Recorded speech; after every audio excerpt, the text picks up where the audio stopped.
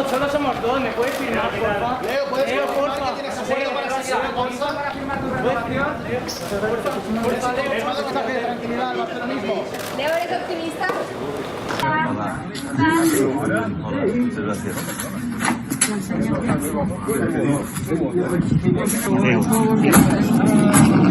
Gracias, ¿eh? No, no, ponemos aquí. Leo, ¿qué tal? ¿Has hablado con la bota? ¿Vas a renovar?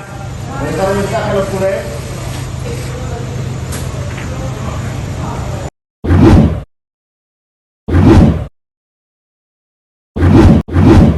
Kaigat ulang coba-coba. Ya, di video kali ini kita bakal membahas 3 topik, yaitu kepulangan Messi ke Barcelona seusai liburan panjangnya, teman-teman. Kemudian, yang kedua, transfer yang dilakukan oleh Chelsea, yang kabarnya bakalan merekrut Koundé dari Sevilla, teman-teman. Dan yang ketiga, ini rumornya kencang banget, yaitu back dari Atalanta, Cristian Romero, dirumorkan bakalan pergi ke Barcelona. Namun, berita derasnya bakalan Romero menerima pinangan dari Spurs, teman-teman. Karena ada sosok vital di belakang dari Spurs, yaitu direktur olahraganya. Siapa yang nggak kenal dengan Fabio Paratici. 11 tahun bersama Juve dengan kebijakan-kebijakan transfer yang sangat-sangat presisi, teman-teman. Oke, kita masuk dulu ke poin pertama. Kepulangan Messi menuju Barcelona dan pergi lagi dari Barcelona ke Ibiza untuk melakukan liburan Pulau Ibiza, teman-teman, bersama Luis Suarez. Apa yang bisa kita petik dari kepulangan Messi? Bahwa yang menjemput Messi di bandara ketika pulang menuju FC Barcelona siapa? Yaitu petugas keamanan dari FC Barcelona. Secara resmi, teman-teman. Artinya, Messi sama Barcelona masih memiliki ikatan komunikasi, hubungan, teman-teman. Itu poin pertama atas kepulangan Messi, teman-teman. Poin kedua, pada saat Messi pulang, tim dari FC Barcelona melakukan pergerakan ke Jerman untuk melakukan pertandingan pramusim dan didampingi oleh Wakil Presiden Barcelona Rafael Yuste, Flanes, sekretaris teknis, dan Direktur Olahraga Alemani di Jerman, teman-teman. Tanpa Joan Laporta. Nah, ini menariknya, teman-teman. Kenapa Joan Laporta tidak pergi ke Jerman mendampingi Barcelona? Yaitu menunggu kepulangan dari Lionel Andres Messi. Untuk apa? Untuk membicarakan kontrak-kontrak yang akan diselesaikan. Satu, poin yang penting tadi, yang jemput Messi pihak resmi Barcelona di Jerman, teman-teman. Tetapi pada prinsipnya, berbagai macam media di Barcelona dan Spanyol, teman-teman, menjelaskan bahwa Joan Laporta akan hadir pada pertandingan. Nah, jadi di sini Laporta juga menahan ego, teman-teman, untuk pergi, untuk sabar, untuk menyelesaikan kontrak Lionel Messi, teman-teman. Dan pada akhirnya Messi memang pergi liburan lagi bersama Luis Suarez, keluarganya, ke Pulau Ibiza di Spanyol. Jadi itu pemberitaan untuk Lionel Messi. Jadi cukup menarik, teman-teman, ya. Ada pergerakan Barcelona didampingi wakil presiden di Jerman, teman-teman. Ada pergerakan Messi juga. Nah, ada pergerakan Laporta yang tidak pergi juga. Jadi itu nggak terekspos. Seolah-olah ini senyap. Seolah-olah nggak ada dibicarakan. Ini strategi dari mereka masing-masing, teman-teman. Dan ini banyak diangkat oleh media-media di Spanyol, khususnya netizen, teman-teman. Karena kalau media mainstream nggak begitu mengekspos hal-hal ini. Kan terekspos juga tuh. Pas di Jerman, teman-teman, sampai Barcelona yang hadir cuman wakil presiden, kemudian sekretaris teknis yaitu Planes, kemudian direktur olahraga sampai beribad Matteo Alemani, teman-teman. Jelas ya sampai situ ya untuk berita Messi. Dan tetap konsisten, teman-teman, yakin Messi bakalan stay di FC Barcelona. Dan kalau bicara kita masalah keuangan dari Barcelona gimana nantinya, ingat di konferensi pers Memphis Depay ketika memperkuat Barcelona ditanya juga liburan ke Ibiza, pulau di Spanyol. Keren tuh, keren. Nah, jadi poin penting, kenapa Thomas Tuchel ingin merekrut Jules Koundé, teman-teman. Faktor pertama aja ya, kita bicara dari data, teman-teman. Nggak usah aku panjang lebar data yang bla bla bla bla bla bla bla bla bla bla ini.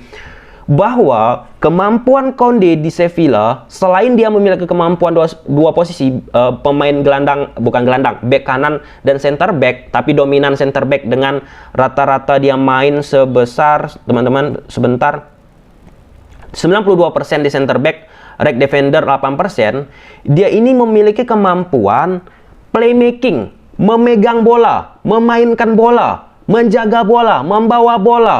Nah, ini penting bagi Thomas Tuchel di Chelsea. Di samping menggantikan Thiago Silva, walaupun Thiago Silva yang mungkin masih diberi kepercayaan juga, ataupun di samping menggantikan siapapun itu, yang paling penting yaitu Jules Koundé ini memiliki kemampuan memegang bola tadi. Karena Thomas Tuchel, ya seperti yang kita tahu ya, dan udah kita bedah juga taktiknya, bahwa Thomas Tuchel bersama Chelsea sangat mengedepankan permainan build up dari bawah, dari bola-bola pendek, teman-teman.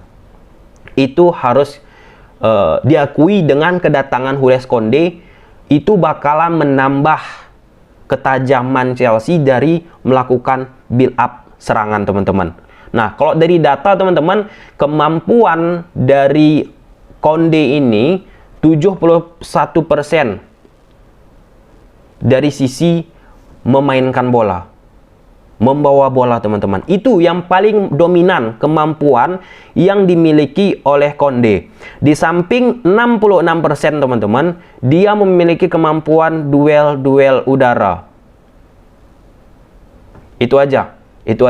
Alasan yang sederhana ya, teman-teman. Di samping memang untuk mengganti pemain A, B, C, D, E, memang Koundé ini sesuai dengan kebutuhan dari Thomas Tuchel dalam memainkan permainan bola-bola pendek dari belakang, penjaga gawang, back, gelandang, hingga ke depan. Nah, ini nanti ada kaitannya Koundé sama Romero, teman-teman, ke Barcelona juga. Karena sebelum Koundé ini kabarnya bakalan ke Chelsea, dikait-kaitkan juga dengan Barcelona. Nah, jadi kita tinggalkan dulu ya Koundé, teman-teman, karena jelas apa yang dibutuhkan Thomas Tuchel ini sesuai dengan permainan Chelsea juga. Butuh seorang back yang memutuskan membeli Romero dengan 55 juta euro. Nah, kita masuk ke direktur olahraga tadi. Fabio Paratici, direktur olahraga asal Italia yang lama di Juventus, teman-teman, sudah juga merekrut pemain Atalanta sebelumnya, yaitu seorang kiper, Golini, teman-teman. Koneksi antara Paratici sama Atalanta tentunya dengan transfer pertama dilakukan peminjaman, nggak usah diragukan lagi. Dan diharapkan Paratici dengan kedatangan Golini bisa menarik juga Romero ini tidak memiliki kemampuan memainkan bola lama-lama. Itu poin penting. Karena back dari Barcelona ini, teman-teman, memiliki kemampuan memainkan bola, membawa bola. Jelas ya? Jelas. Iya, jelas. Cristiano Romero mampu main bola, jelas. Dia bisa bawa bola. Tapi tidak mampu membawa bola terlalu lama. Kita bicara dengan Pique, kita bicara dengan Lenglet, kita bicara dengan Puyol, kita bicara dengan Mascherano yang dulu-dulu bermain di FC Barcelona, ataupun siapa itu. Profilnya jago. Berani lama-lama memegang bola. Lalu apa kemampuan Cristiano Romero? Kalau teman-teman nonton juga di Argentina, jelas tackle ya, teman-teman. Itu dari data statistik 87% kemampuan yang dimiliki oleh Romero dari sisi tackle. Kemudian apa? Umpan-umpan switch play-nya, umpan-umpan diagonal. Umpan-umpan diagonal. Dan ini dia lakukan ketika Atalanta menghadapi Liverpool. Itu mencolok banget. Dengan Atalanta bermain dengan menggunakan 3 back, 3-4-3, 3-4-2-1, 3-4-1-2. Romero ini dari belakang, switch play, diagonal, memanfaatkan sisi sayap. Itu kemampuan yang dimiliki oleh Romero. Kalau kita kuak lagi dari sisi data, teman-teman, pemain-pemain yang hampir mirip gaya permainannya dengan Pique, apakah Romero ini mirip gaya permainannya dengan Pique? Kalau dari sisi statistik, dia hanya memiliki kemiripan sebesar 74%. Jadi ada aplikasi berbayar, teman-teman, untuk melihat perbandingan pemain-pemain Barcelona. Hal tersebut bisa tercapai diubahnya. Apakah mungkin Romero ini dibeli Barcelona dalam keadaan sekarang? Sulit teman-teman. Dimana presiden dari FC Barcelona sedang menyusun kembali tata kelola keuangan, harus presisi dalam mengambil keputusan, harus lebih cermat teman-teman.